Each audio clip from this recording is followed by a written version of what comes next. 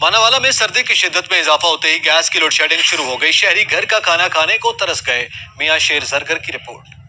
مانانوالہ میں سردی کی شدت آتے ہی گیس کی لوڈ شیڈنگ شروع۔ کسی وقت گیس آ بھی جائے تو پریشر اتنا کم ہوتا ہے کہ کھانا وغیرہ بھی تیار نہیں ہو پاتا۔ بچے بازار سے ناشتہ مہنگے داموں خریدنے پر مجبور ہیں۔ مانانوالہ محلہ قادرآباد، مصطفیٰ چوک، فیصل ٹاؤن اور گردونواں میں گیس کی طویل لوڈ شیڈنگ اور کم پریشر سے عوام کی جینا محال ہو گیا ہے۔ گھروں میں خواتین چولہوں کے آگے بیٹھی خیالی پلاؤ پکانے پر مجبور ہے۔ گیس ہے وہ بہت کم آ رہی ہے، اس کا پریشر بھی بہت کم آ رہا ہے، تو بچوں کا اسکول جانے میں ناشتے میں بہت لیٹ ہو جاتی ہے۔ مانال گیس کی لوڈ شروع ہو گئی ہے، حالانکہ سردی پوری آئی بھی نہیں گئی، تو صبح پریشر بھی اتنا گھٹ ہوتا ہے کہ ناشتہ بھی نہیں بنتا۔ بچوں کا جو اسکول جانا ہوتا نا بہت پریشر گھٹ ہوتا وا، جہਦੀ وجہ تو ناشتہ بناؤ بڑی دشواری نا پیش ہوتی ہے۔